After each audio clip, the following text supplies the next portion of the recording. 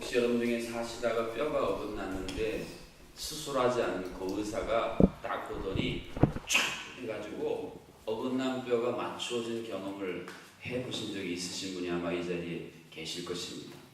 오늘 본문 말씀에 보면 바로잡고라는 단어가 바로 그것을 의미합니다. 뼈가 어긋났을 때에 의사가 그것을 촥 맞췄을 때를 가리켜서 헬라어로 카타르티조에 바로잡는다, 그런 뜻입니다.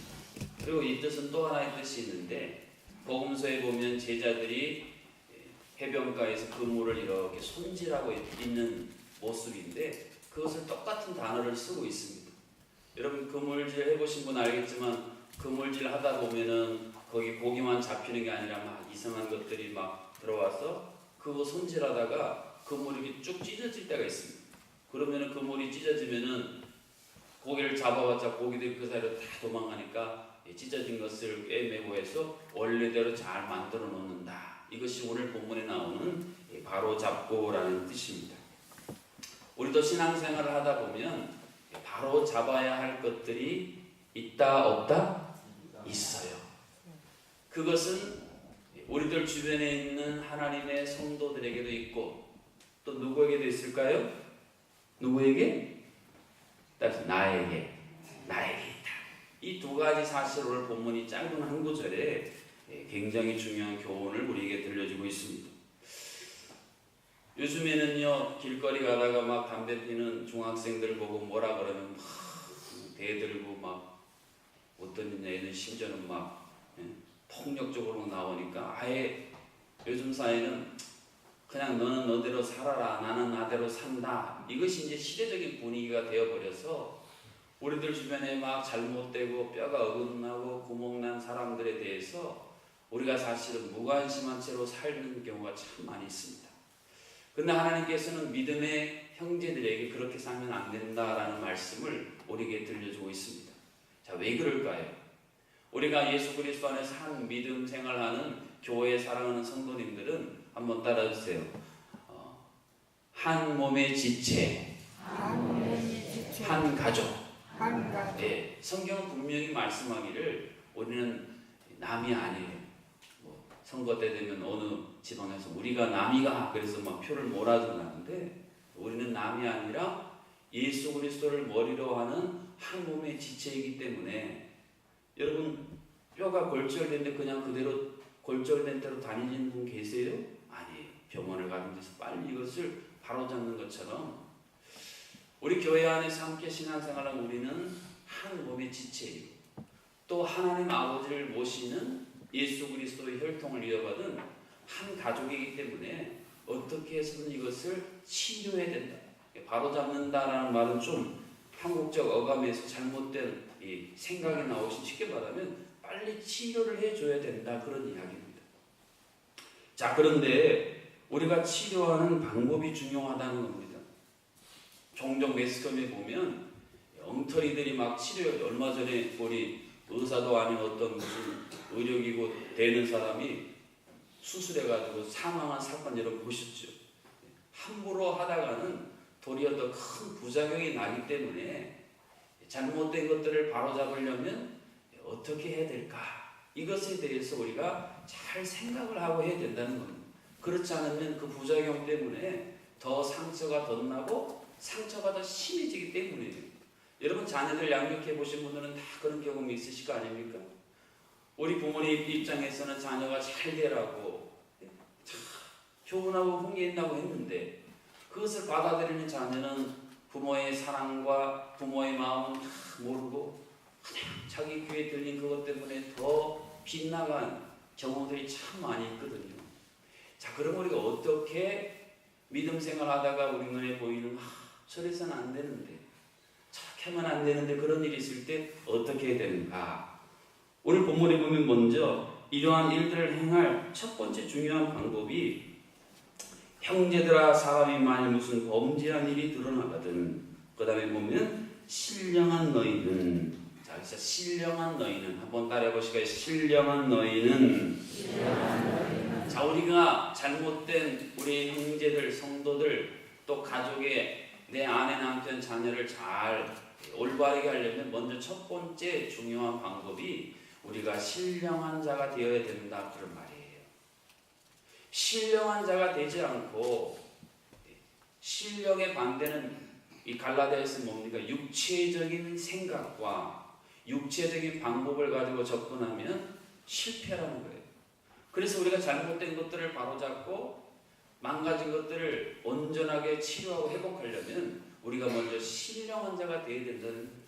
여러분, 신령한 자가 된다는 말을 한국 분들은 오해해요. 저 무슨 깊은 산속에 가서 산신령이 돼가지고 보이느냐 뭐 이런 걸 신령한 것으로 아는데, 사실은 갈라디아서 5장에서 이미 우리는 신령한 것이 무엇인지를 배웠습니다.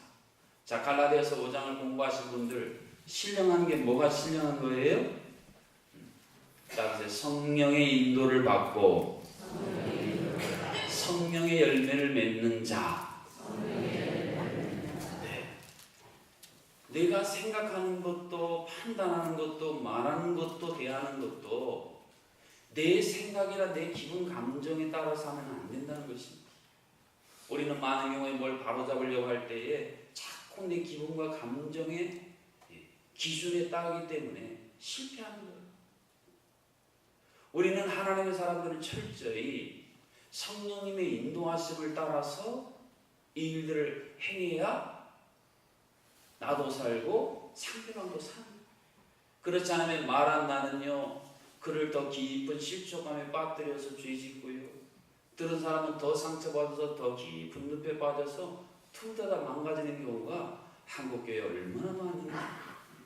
그래서 여러분, 이렇게 구역이나 또는 주변에 무엇인가를 바로잡고 싶은 마음이 생기면요, 먼저 여러분 자신을 이렇게 돌아봐서 내가 지금 성령에 충만한가?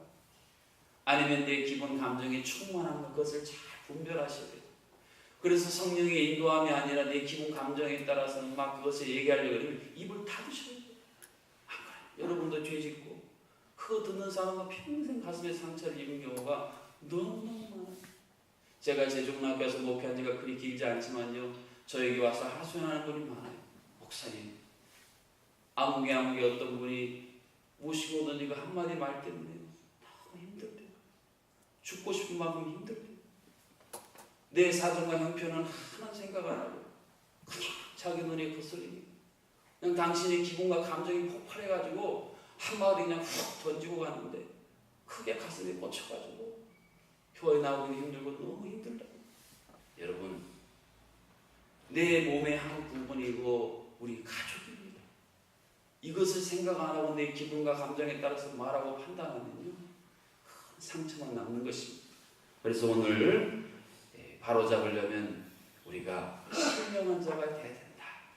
성령의 충만하여 성령님이 어떻게 인도하시는지, 또 성령의 열매를 내가 잘 준비해서, 사실은 상처받고 삐뚤어진 것은요, 영적으로 보면 깊은 기가 아래는 또 목마른 거예요.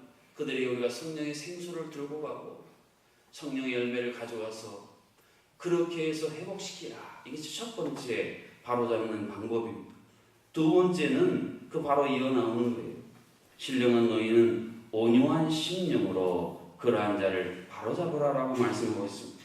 자, 온유한 심정으로 나아가라. 그래서 온유한 심정이 무엇일까요?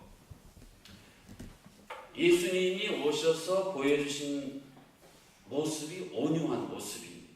자, 그럼 반대로 예수님이 보여주신 모습과 정반대의 모습을 보여준 성경의 무리들이 있습니다. 누굴까요? 종교 지도자들이었습니다.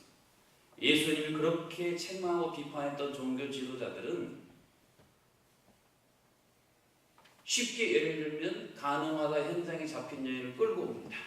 그래서 예수님께 그래요. 이 여인을 어떻게 할까요? 당연히 돌로 쳐서 죽여야죠. 이게 이제 예수님과 반대되는 종교 지도자들, 서기관과 바리새인들의 태도예요. 이것을 전문적인 말로 율법주의적인 태도다, 그렇게 이야기합니다. 율법의 틀을 딱 가지고 그 틀에서 조금만 빗나가면 다 잘라냅니다.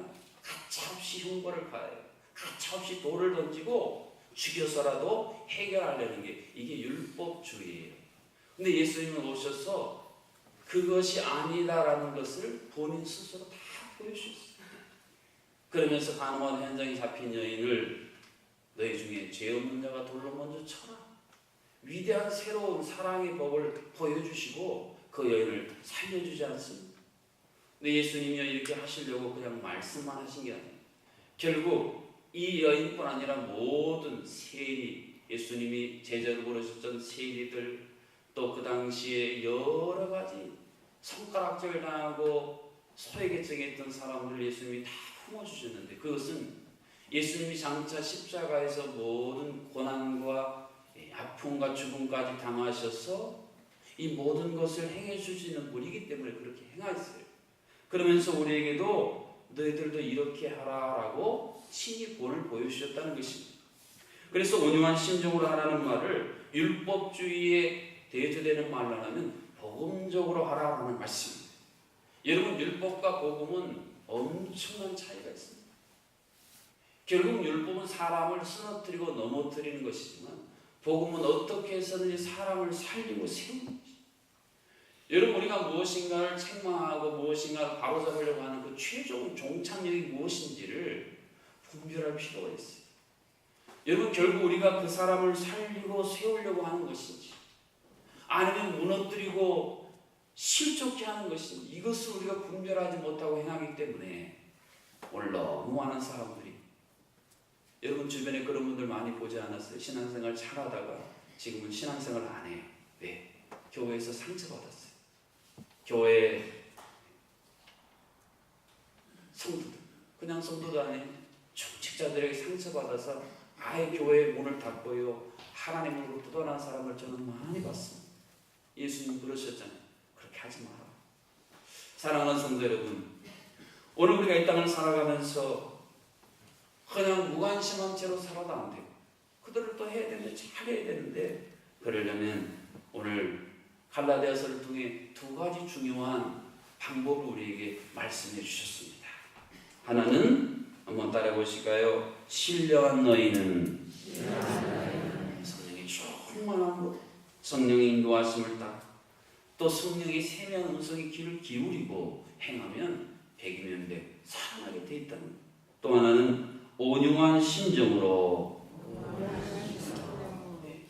복음의 핵심이 로마서 8장 1절 2절에 기록이 되어 있어요.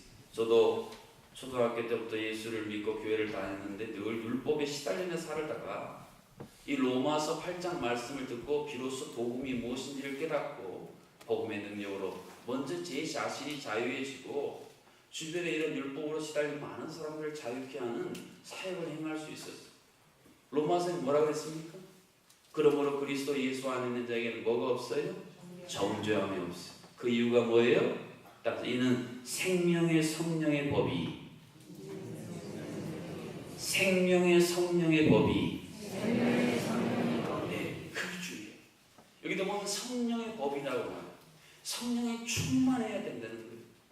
내 생각, 내 판단, 또 오래된 전통, 이게 기준이 되면 안 되고, 지금 성령이 충만하여 성령이 무엇을 원하시는지. 여러분 사도행전을 보십시오.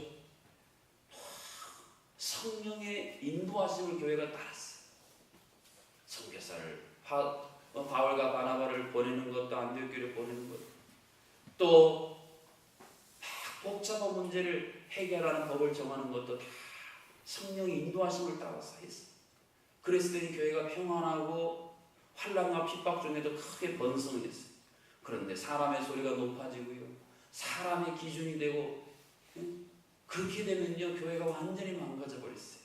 그래서 우리는 늘 성령의 법의 지배를 받아야 돼요. 오늘날 많은 교회들이요, 세상의 윤리와 도덕이요 성령의 법을 대신해 버렸어요.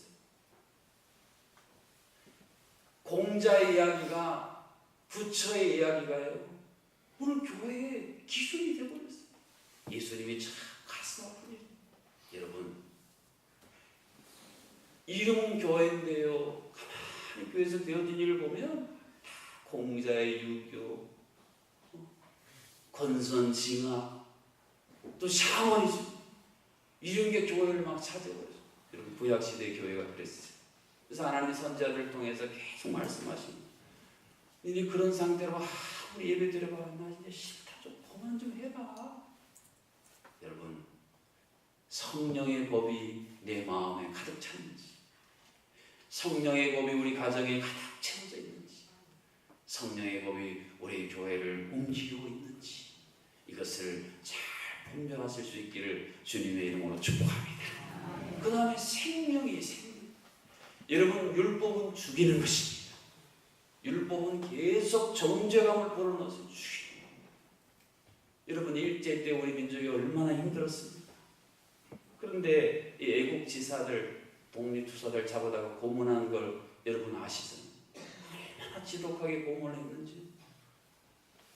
율법은 고문하는 것입니다. 하여튼 수단 방법을 가리지 않고 딱 해서 계속 고문을 해요. 그러니까 죄책감에 시달리는 사람들은 기쁨이 없는 것입니다. 계속 시달리고 지쳐요. 그러나 복음은요, 생명입니다. 복음은 덮어주는 것입니다.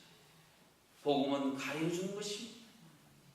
복음은 눈에 보이는 단점과 약점을 말하는 게 아니라요, 그 뒤에 숨어있는 장점과 강점들을 계속 보여줍니다. 예수님이 그렇게 하지 않았습니까? 복음은 생명이에요. 살리는 것입니다.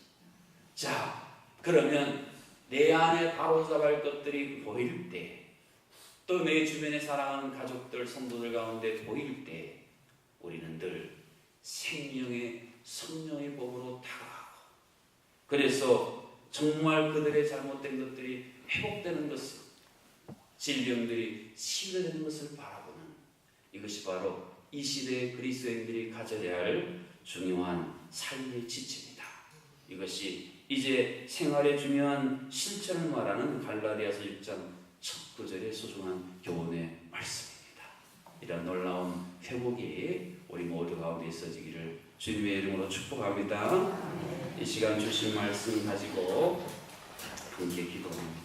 하나님, 내 안에 또 우리 사랑하는 우리 가족들, 또 성도들 안에 보이는 어긋난 것들, 또 구멍난 것들을 우리가 신령한 성령이 충만한 자들, 생명의 성령의 법으로 온유한 심정으로 복음으로 잘 치유하고 회복하는 예수 그리스도의 진정한 제자된 삶을 회복하는 성도들 교회 되도록 기도하시고, 추석 명절을 맞이해 먼 길로 가는 성도들의 발걸음을 지켜주시고, 또 시험에 들지 않도록 하나님이 강건함으로 지켜주시도록 기도하시고, 또 이번 달 토요일 주일에 우리 동성의 동성혼을 바로잡기 위한 여러 가지 일들 가운데 성령이 충만함으로 인도해 주시도록, 또 슬픔을 당한 우리 가정들 가운데 하나님의 위로하심이 충만하도록 우리 이 나라의 민족을 위해서 함께 합심해서 기도하겠습니다. 사랑의 아버지 하나님, 우리가 어긋나고 우리가 망가졌을 때 참으로 사랑의 법으로, 은혜의 법으로 우리를 회복시켜 주신 하나님을 찬양합니다.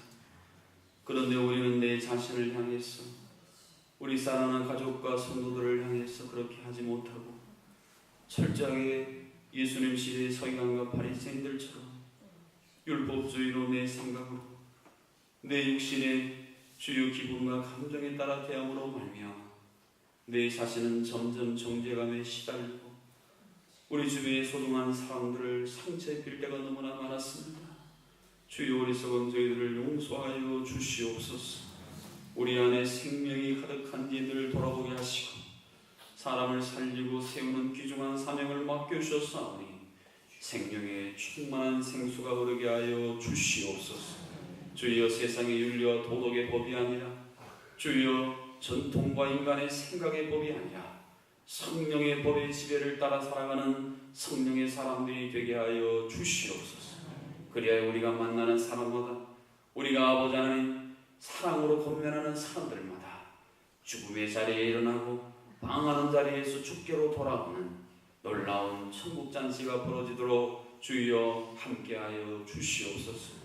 추석 명절을 맞이해 먼 길로 가는 성도님들의 발걸음을 지켜주시고, 주여, 시험 당할 때에 실족하지 아니하고 믿음으로 이겨낼 수 있도록 영락의 모든 성도님 한 분 한 분을 주께서 붙잡아 인도하여 주시옵소서. 추석 명절을 맞이해 슬픔을 당한 세 가정을 위로하시고 모든 장례절차가 주의 은혜와 위로 가운데 이루어지도록 함께하여 주시옵소서. 29일에 신상원에서 귀여 축제가 벌어지고 주의 국가적으로는 아버지 하나님 성소수자에 대한 잘못된 정책으로 말미암아 한국교회가 하나님 앞에 부르짖고 있사오니 주여 하나님이 창조하신 창조의 근본이 흔들리지 아니하도록 이 나라의 민족을 바로잡아 주시옵소서. 주여 간구합니다. 저 북녘의 동포들 또 명절을 맞이했지만 주의 외로움과 또 고향을 잃고 눈물 짓는 모든 성도님들, 질병으로 고통당하는 모든 성도님들 한 분 한 분을 주의 사랑과 은혜의 날개로 여호와 라파의 품에 친히 품어하나 주시옵소서. 예수님의 이름으로 기도하옵나이다.